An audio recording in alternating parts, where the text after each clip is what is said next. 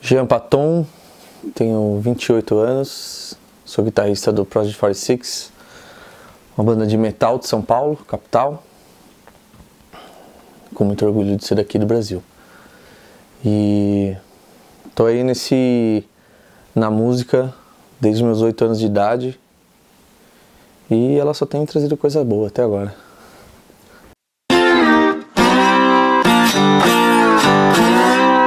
Cara, comecei ouvindo pelas influências do meu pai, assim. Meu pai, quando eu era mais novo, ele tocou em muitas bandas, assim, do bairro e tal. Da onde eu morava, na Freguesia do Ó, em São Paulo. E ele sempre tocou, ele sempre teve banda, ele já foi baterista, vocalista. E sempre gostou do rock and roll, né? De som mais pesado, assim, uma coisa mais diferente. Ele sempre se interessava mais. E quando eu era moleque ele tinha um monte de disco, né? Naquela época era vinil e ele era desses colecionadores, assim, de vinil mesmo. Então ele colava nessas feiras do rolo, esses lugares que vendia disco, nas lojas de discos e tal. E sempre pegava alguma coisa diferente, assim, que ele via. E ele começou a curtir o rock and roll mais que todos os outros estilos, mas tinha todo tipo de música na minha casa. E aí ele ia me mostrando, assim, as bandas que ele gostava, né? Entre elas eu acho que as que eu tenho mais lembrança Kiss, foi um dos primeiros discos que eu vi. Peter Frampton,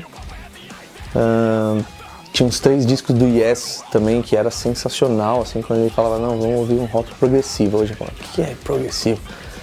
Era um rock diferente, meio psicodélico, era meio maluco, tinha uns vocais diferentes, às vezes dava umas invertidas no tempo, então eu achava sensacional, assim. Falava, nossa, que coisa de louco, não sei o quê. E comecei a gostar de som por causa disso, assim. Aí, por influência de amigos da escola, eu ouvi um disco do Iron Maiden. E aí eu achei foda, sensacional, assim. E aí ele me emprestou um disco do Iron Maiden, era The Best of the Beast, inclusive, que era tipo, tinha vários sons e tal. Comecei a ouvir aquilo e eu ficava cada dia mais com vontade de saber de onde que vinha aquela coisa e tal, não sei o que, achava a sonoridade muito legal, ficava na minha cabeça, eu ficava cantando as músicas. E aí um brother falou, meu, eu tô fazendo aula de guitarra. E eu falei, de guitarra? Porra. Na época eu só jogava bola, né, meu? Só jogava bola, moleque, assim, e ligava pros times que tava rolando, sempre fui palmeirense e tal. Sempre tava acompanhando futebol e tal. Aí ele falou, meu, comecei a fazer aula de guitarra, você não quer ir lá ver um dia comigo? Assim, moleque, né, ele me convidou. E eu colei numa aula de guitarra do cara e eu achei do caralho aquilo.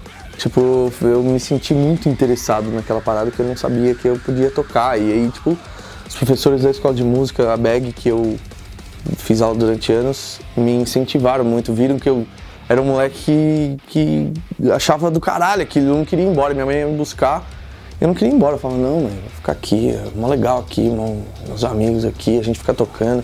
E eles ficam tocando umas músicas diferentes e tal.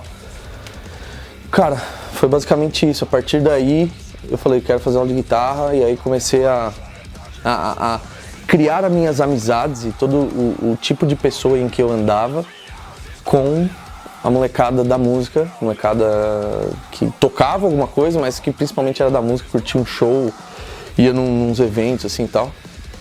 E aí eu comecei a pegar o gosto pela coisa. E aí, a partir disso, rolou o que rolou, tô aqui hoje. Cara, teve... Desde que eu comecei a ouvir som, meu ouvido já ia, minha cabeça ia direto pro som da guitarra. Eu sempre achava do caralho, assim. E meu pai tinha muito disco de guitarristas, assim, tal. Tinha Hit Blackmore, Peter Frampton, Santana e tudo mais, e ele ficava me mostrando e tal. Eu achava do caralho, porque era um negócio meio... Tipo, não tinha um limite, assim, saca, da coisa, assim, cada um fazia um som totalmente diferente um do outro, um era mais pesado, o outro era mais calmo, o outro tinha muito menos nota, mas tinha um sentimento maior na música, assim, você conseguia sacar o feeling da coisa. E aí eu cresci ouvindo esses caras, mas aí foi quando eu já era mais velho já devia ter uns 11 anos, mais ou menos. que um amigo meu mostrou Pantera. E aí foi a minha primeira grande influência, que eu considero, pra mim, o meu guitarrista favorito, que é o Dimebag, do Pantera. E, cara, por ele eu comecei a ter uma paixão tão grande pela música pesada, tá ligado? Porque eu via tudo que vinha dele ali, eu falava, cara, esse é o tipo de som que eu gosto da minha vida, tá ligado? Eu me sentia bem, eu sorria. Eu ficava ouvindo 24 horas por dia aqueles discos do Pantera e falava, cara, sensacional, que pesado, e é bonito, e é limpo, tem hora que é fritador e tem hora que não é, e tem hora que você arranja os dentes, assim, sabe? E aí, cara, essa foi a minha maior influência. Dimebag, com certeza. Muitos outros depois surgiram na minha vida e eu gosto pra caralho. Mas o Dimebag foi o primeiro. Além dele, teve Jeff Hanneman, do Slayer. O Andreas Kisser, pra mim, sempre foi um cara que eu sempre admirei muito. Principalmente por ele ser brasileiro também, tocar numa das bandas que eu gostava muito, assim, que era Sepultura. Mas enfim, basicamente, o Dimebag foi a minha maior inspiração e ainda continua sendo, acho que nunca vai deixar de ser. Mas por causa dele eu tô aqui hoje, bicho. Por causa dele eu comecei a tocar guitarra de uma outra forma, encarar a música de outra forma, querer fazer o meu som. Falava, mano, eu consigo também fazer isso, tá ligado? Pelo menos próximo disso. E pelo menos nesse caminho, assim, né? Então acho que essa foi a maior influência. Ele realmente, o que ele fez junto com o Pantera pra música pesada no geral, eu acho que pra todo mundo foi bem marcante, mas pra mim mudou a minha vida. Cara, o Project basicamente nasceu de uma conversa de tomando uma cerveja com o Vini, assim. O Vini, de alguma forma a gente se encontrou na vida e era pra ter sido isso, não tem outra explicação. Quando eu tava no meu, sei lá, 5º ano, era moleque, tava na 5ª série e eu toquei um dia na minha escola, nessas festas de final de ano assim, com a minha banda Baratas de Jaqueta. E aí, tava lá, tocando e tal, fui embora não, fiquei esperando minha mãe na porta do colégio, assim, ela ia me buscar. Aí o Vini chegou, assim, com uma camiseta do Iron Maiden. E falou assim, pô, vi que você curte um som e tal, eu tava com a camiseta Metallica, assim, é muito identificável, 2 metaleiros na escola, saca?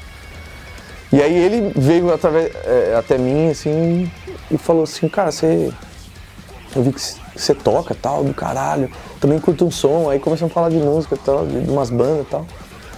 E aí já fiquei sabendo que tinha um outro metaleiro na minha escola, um roqueiro também, que é um moleque que gostava de umas coisas parecidas. Aí beleza, passou um tempo, a gente trocou mais umas ideias assim, mas eu mudei de escola. Quando eu mudei de escola, o Vini também foi pra mesma escola.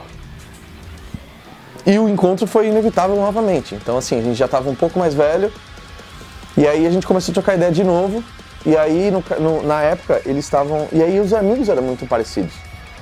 E aí na época eles tinham um Slipknot cover, que era, coincidentemente, a mesma banda dos caras do Baratas de Jaqueta, que eram meus amigos, só que eles fizeram uma banda cover, pra ir não lembro o que era, eles fizeram pra fazer algum evento específico. E aí eu comecei a frequentar os ensaios dos caras, assim, tal, não sei o quê. Eu já tinha o Pantera cover, tocava guitarra, tal, não sei o quê, mas eu gostava meus brothers, né, eu ia nos ensaios. E aí, só que era um Slipknot meio capenga, entendeu? Era um Slipknot cover de 5 caras, não era de 9, o certo era de 9. E aí eu cheguei no ensaio e falei, ué, só tem 5 aqui? Cadê os outros 4? Aí os caras, não tem, mano, não é só nós mesmo. Eu falei, pô, tá faltando gente aqui, Slipknot tem um monte de cara, meu, tem que fazer o negócio, né, direito. Aí eu falei, mano, vocês querem que eu toque percussão? Junto. Aí você manja? Eu falei, mano, eu sou um baterista air drummer, eu sou um air drummer, fico assim o dia inteiro em qualquer lugar, assim. Aí eu falei, demorou, dá um surdo aí. Aí eu entrei na banda, comecei a tocar com os caras, a gente tocou no Cover Nation MTV na época. Fizemos shows e tal, foi bem legal essa época, foi do caralho. Só que eu tocava com o Vini, só que o Vini tocava guitarra, eu tocava percussão. E aí, um dia a gente tava tomando uma breja lá na casa dele lá, e aí a gente sempre falava, pô, a gente tem que fazer um som, mano. Tipo, eu toco guitarra, você também, a gente tem um gosto parecido, vamos fazer uns riffs aí, sei lá. Aí um dia desse a gente tava na casa dele tomando cerveja e a gente voltou nesse assunto e a gente falou, mano, o que você vai fazer agora? Nada, tô aqui tomando cerveja. E você? Não, nada. A gente foi pra minha casa, levamos todas as coisas lá, os amplos, e tato, não sei o que, e falou, vamos fazer um som. Vamos tocar junto aqui e ver o que sai. Beleza. Só que a gente fez isso, começamos, sei lá, umas 4 da tarde, assim, um domingo, e a gente foi parar meia-noite, assim, com uma música pronta. Já, assim, tá ligado? Todos os riffs, que hoje é a Acorda Pra Vida, a música Acorda Pra Vida, uma das músicas mais legais, assim, até hoje. A galera pira, é a música que fecha o show do Project e tal. E aí a gente começou a fazer um som assim, cara. E basicamente, Project 46 veio desse nome, né? Porque eu era o número 6 do Slipknot Cover e o Guilherme era o número 4. E era um projeto nosso, só de guitarrista. E a gente falou, vamos ver o que dá, vamos fazer mais. E a gente começou a fazer mais. A gente fez umas 4, 5 músicas. E aí a gente falou, mano, vamos transformar numa banda essa porra, tá ligado? Tá aqui, só falta pôr uma bateria, só falta pôr um baixo, entendeu? E aí a gente chamou uns brother, começou a vir chegando, né? Porque os caras sabiam que a gente tava fazendo uns sons. E aí calhou que os mesmos caras que tocavam com a gente, eles estavam do lado e a gente não tava vendo que eles eram bons caras pra ter banda. E a gente, foi assim que o Project nasceu. Cara, a partir do momento em que a gente falou, bom, Project 46 é uma banda, então vamos fazer o que uma banda faz. A gente precisa gravar um disco, gravar alguma coisa, a gente precisa mostrar para as pessoas que a gente existe e vamos ver o que dá. O máximo que pode acontecer é a galera falar, putz, isso é uma merda, vai se fuder, tá ligado? Jogar o CD na cara, assim, mas ninguém fez isso, ainda bem. Todo mundo que a gente mostrava, mesmo os riffs só na guitarra, assim, o pessoal achava, pô, interessante e tal. Tem uma pegada diferente, é legal o sincronismo das guitarras, o lance dos riffs e tal, das guitarras gêmeas, praticamente gêmeas, né, e tal. Que era basicamente um tipo de som de guitarra que a gente gostava de bandas tipo Slayer, Megadeth, Metallica, bandas mais modernas, tipo Killswitch Engage, Chimaira,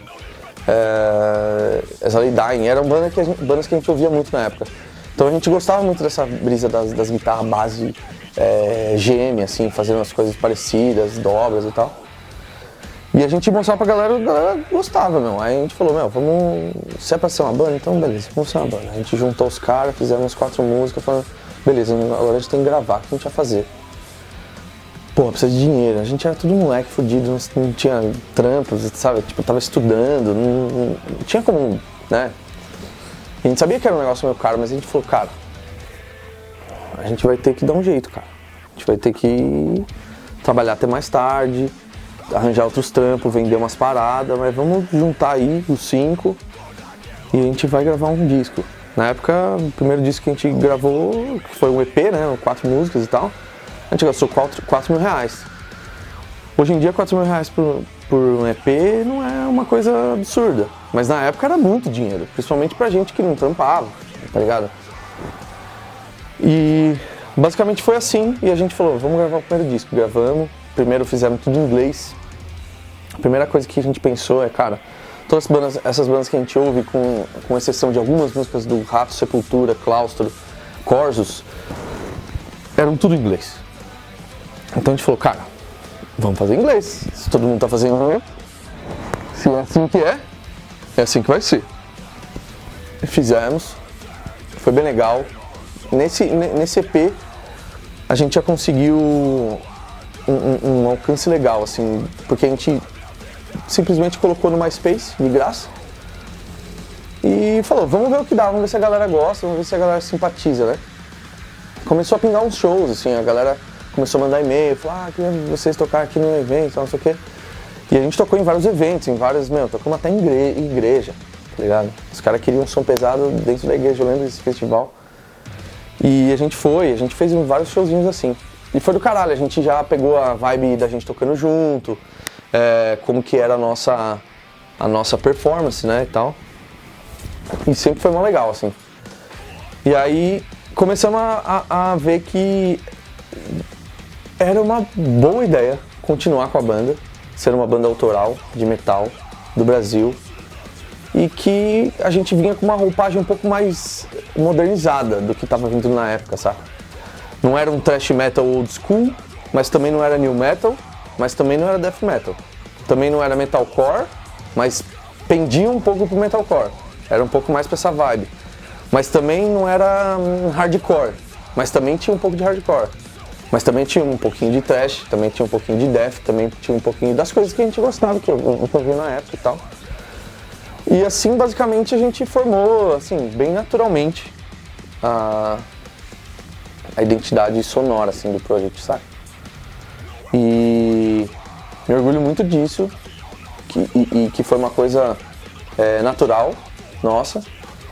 E sei que sou muito privilegiado, assim, como os caras também, de ter encontrado esses caras, saca? Porque é muito difícil você encontrar irmãos, assim, que levam uma coisa séria do jeito que você leva e que tá ali pelo mesmo objetivo, saca? Que quer a mesma coisa que você. Então isso foi do caralho, assim. Aí depois disso a gente gravou o primeiro disco. Primeiro disco, álbum mesmo, a gente falou, não, vamos fazer agora tudo certo. A gente sempre teve uma exigência muito grande com a questão visual, sonora, qualidade, tá ligado? Porque tudo que a gente via e a gente gostava era bom pra caralho. E tudo que a gente não gostava, sempre tinha alguma coisa que tava ramelando, tava faltando, que tava capenga, tá ligado? A gente falou, não, vamos fazer tudo direito. Então vamos gravar um disco com um produtor de verdade, que sabe gravar o negócio bem, vai fazer um som da hora pra gente. Vamos fazer um clipe legal. Dinheiro? Aí já é outro problema. Aí a gente vê depois, entendeu?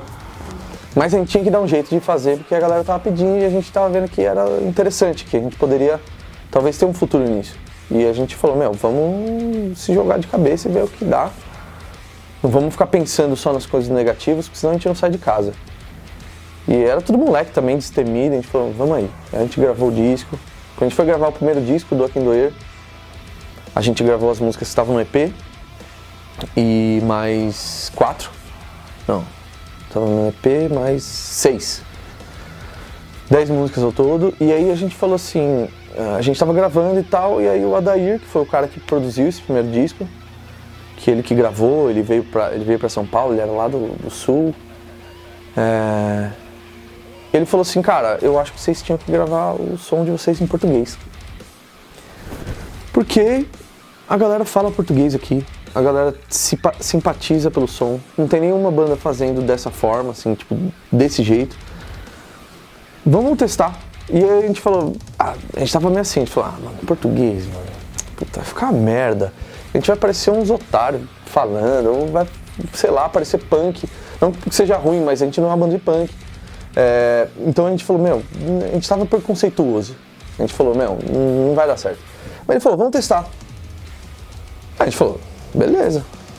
O que pode acontecer, né? O máximo é a gente não usar. Testamos e ficou do caralho.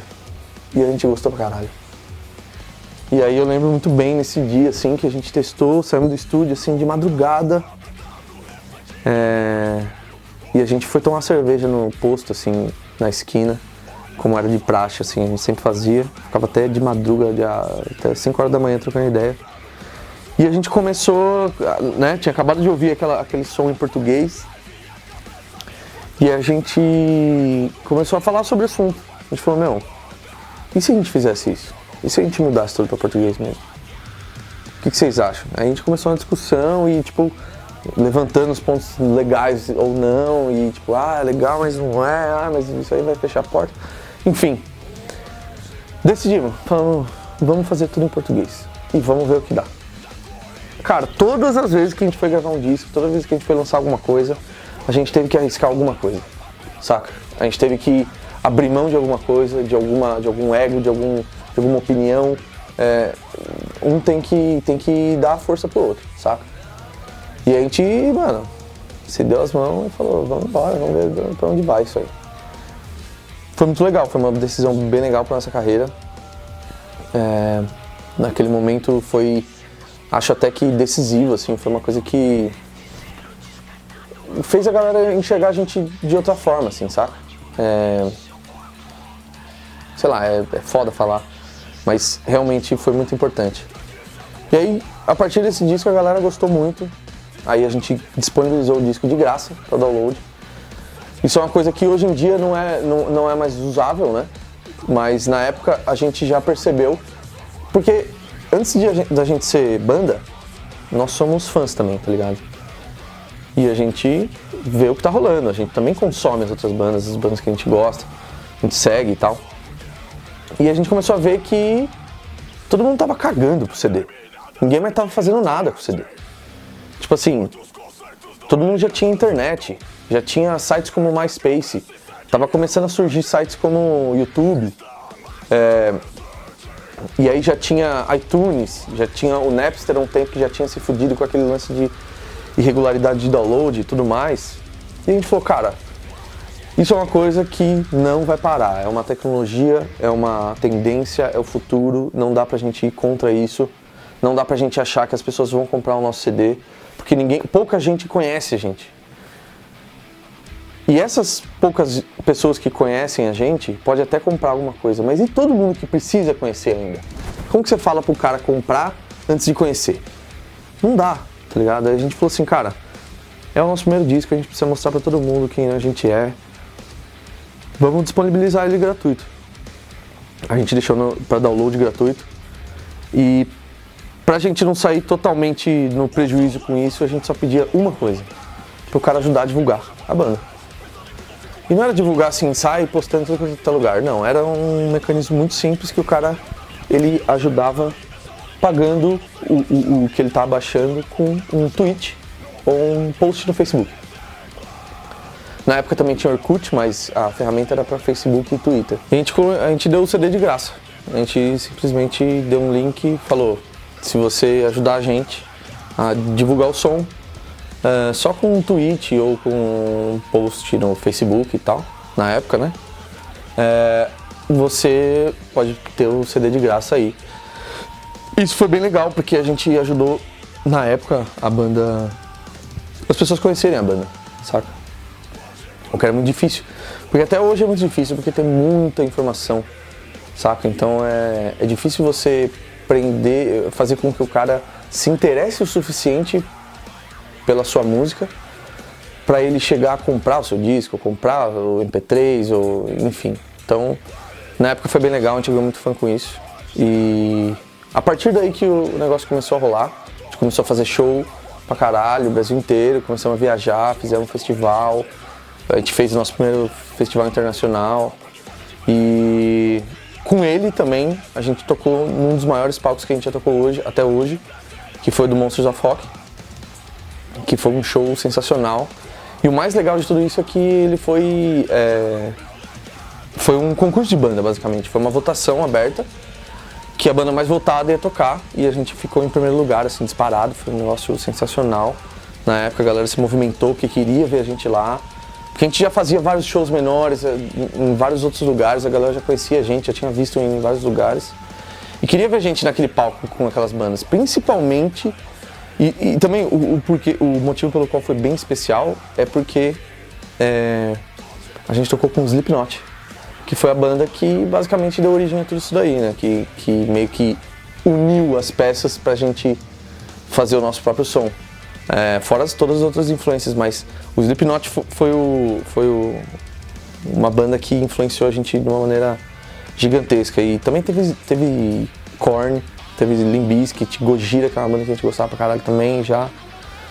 Killswitch Engage, Hatebreed. Então, assim, foi um show sensacional, um público de mais de 50 mil pessoas, que a gente nunca tinha tocado para mais de 50 mil pessoas, assim. Depois disso a gente gravou nosso segundo disco, que aí foi um disco bem interessante, porque ele teve um apelo muito mais crítico do que o primeiro disco e o EP também. Ele teve um apelo muito mais crítico social. Então, assim, ele é um disco totalmente criticando o nosso sistema, é polêmico, ele é político, mas estava ligado diretamente ao momento que a gente estava vivendo, um momento que lá em 2013, entre 2013 e 2014, que rolou muito escândalo, muitas manifestações no Brasil inteiro. A gente estava com isso muito na ponta da língua e na ponta do, sabe, tipo, tava presente na vida de todo mundo. E a gente também sempre quis fazer um disco assim, independente da época, independente se estava acontecendo aquilo ou não. A gente sempre gostou dessa veia mais crítica da coisa. A gente sempre gostou de bandas que falavam esse tipo de coisa. E a gente falou, vamos fazer o disco assim? Não é pra ser a banda não é pra banda inteira ser assim pra sempre. Mas vamos fazer um disco assim? E a gente fez um disco assim, fazendo essa crítica. E foi uma forma da gente se expressar, sabe? Com o momento. E se você ouve o disco já tem 4 anos.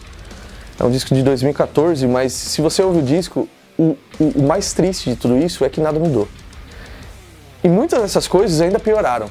Então assim, é legal pensar que é um disco que serve para hoje e ainda vai servir para muito tempo, mas é triste ao mesmo tempo pensar que ainda vai servir por muito tempo, porque o nosso país, infelizmente, é do jeito que é. E passaram-se uns anos, a gente recentemente lançou o nosso último trabalho, que é o mais, digamos assim, humano da banda, e que tem muito mais as características que a gente vinha compondo lá no começo da banda, que era onde as pessoas nos conheceram, que era que a gente explorou muito mais a nossa parte musical, não só a parte da agressividade e da parte crítica lírica, né?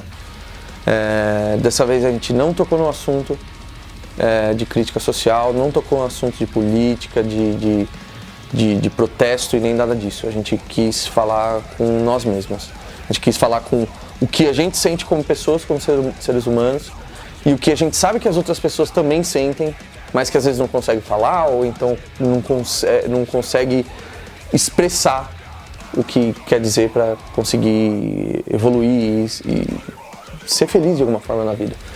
Que isso eu acho que é uma questão interna de todos nós, do ser humano, né? Então esse é um disco que ele abrange muito mais os dois universos, que é o nosso universo melódico e agressivo. Então a gente juntou tudo isso daí, os nossos 2 discos, a gente juntou os 2 basicamente. Inclusive tem músicas que são de antes mesmo do primeiro disco, que a gente não tinha conseguido fazer ainda. Então esse é o nosso trabalho mais completo, que até hoje a gente vê com os olhos de que, foi muito natural fazer esse disco e que a galera tá gostando muito também, estamos muito felizes, estamos aí sempre fazendo o que a gente puder para oferecer uma boa música, um bom entretenimento para as pessoas. Cara, 5 bandas que vou falar que marcaram a minha vida, que eu acho que todo mundo deveria ouvir, pelo menos quem gosta de rock, pelo menos quem gosta de música. Esse caminho da música não precisa ser necessariamente, né, metal, mas cara, a primeira delas não tem como não falar, é o Pantera. É uma banda que me influenciou demais, sempre vai influenciar. Mostrou uma outra forma de ouvir metal, mostrou uma outra forma de ouvir música pesada e agressividade e expressão, de fato. E o trabalho de guitarra é sensacional, então qualquer guitarrista ouvir Dimebag é uma coisa fora da casinha, é uma coisa diferente. Outra banda que, cara, não é do metal, nem vou falar do metal agora, mas é uma banda que me influenciou de certa maneira muito, é o Dave Matthews Band. É uma banda, cara, basicamente é um pop rock com folk, um pouco de jazz, com um pouco de groove e muito mistura, às vezes é meio romântico, às vezes é festa, mas no geral é uma banda que é muito completa musicalmente, então ela me abriu a minha cabeça com muitos aspectos, assim, tanto com sonoridade, improvisação, melodias diferentes, harmonias, coisas que marcam, saca? O sentimento da nostalgia. Então o Dave Matthews é uma banda que eu ouvi muito, e eu vi um show deles quando eu era moleque, que eu fui no Rock in Rio 2001 com meu pai, e eu vi um show deles e eu não conhecia a banda, não sabia do que se tratava, e eu vi lá de baixo, assim, moleque pequeno pra caralho, meu pai me colocou no ombro, e eu vi o show dos caras, fiquei impressionado, assim, tudo era muito foda, tinha até sax, tinha violino, tinha um puta baterista, tinha um guitarrista também que fazia altos solos legais pra caralho, um vocal cantando bem pra caralho e tocando violão ao mesmo tempo, enfim, uma banda que eu gosto pra caralho. Outra que eu vou citar e que foi muito importante pra mim, e eu acho que até uma forma me ajudou muito Na questão de eu querer ter banda e acreditar que mesmo eu estando no Brasil, eu poderia fazer isso, que é o Sepultura, que a primeira vez que eu ouvi falar e comecei a ouvir o som e comecei a entender do que se tratava, de cara eu fiquei maravilhado, assim. Primeiro porque era um som pesado pra caralho e rápido pra caralho, e segundo que os caras vieram do Brasil. Então assim, isso teve um peso pra mim, e eu acho que pra qualquer brasileiro que gosta de um som, isso é importante, é foda. Outra banda que eu vou falar que me marcou, mas é das antigas, é o Kiss. É uma banda que me marcou por vários aspectos. Primeiro pelo visual, segundo porque era rock and roll, era festa, e meus pais ouviam, tipo, meus avós ouviam, meus tios ouviam, a molecada ouvia. Meu pai colocava em casa e eu ficava fazendo air guitar assim e pulando do sofá pra baixo. Me divertiu muito, tá ligado? E depois eu, com outros olhos, quando eu cresci, eu comecei a ver outro lado da coisa, que era o lado de banda mesmo, como que os caras produziam tudo aquilo, a produção do show, a produção das luzes, dos fogos, das roupas, do setlist, do cara voando no meio da galera. E eu falava que do caralho isso, que meu, é sensacional, é um show, um espetáculo. Não tô aqui só pra ver uma banda, saca? Eu acho que todo mundo que nunca viu o show do Kiss, se tiver a oportunidade, tem que ir enquanto os caras estão vivos, né? Porque daqui a pouco também... Cara, e por último eu vou indicar uma banda que eu gosto bastante. Conheci recentemente, assim, conheci de ouvir mesmo som. E eu era um pouco cabeça fechada, mas a partir do momento que eu ouvi, entendi qual que é a brisa, eu achei sensacional, que é o Super Combo. Cara, uma banda que não é metal, é rock, mistura vários elementos e tal, eu acho sensacional isso. Mas uma das coisas que mais me chamou a atenção, tirando a musicalidade, que é muito legal, é que eles abordam um assunto que eu não pensava que alguém teria abordado, que poderia abordar, pelo menos eu não tinha visto, não tinha prestado atenção antes, que são os problemas de adulto, saca? Que são eu não digo problemas, mas as questões pessoais de um adulto moderno, de hoje em dia.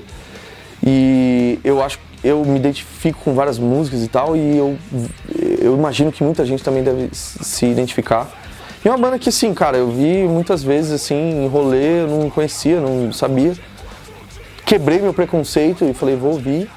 E quando eu fui ouvir, eu me surpreendi, tá ligado? Eu achei sensacional, assim.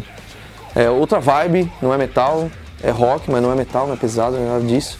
Mas vale muito a pena, é muito rico de música, muito rico de letra, de informação, de questionamentos e tal. E lições. Basicamente é isso.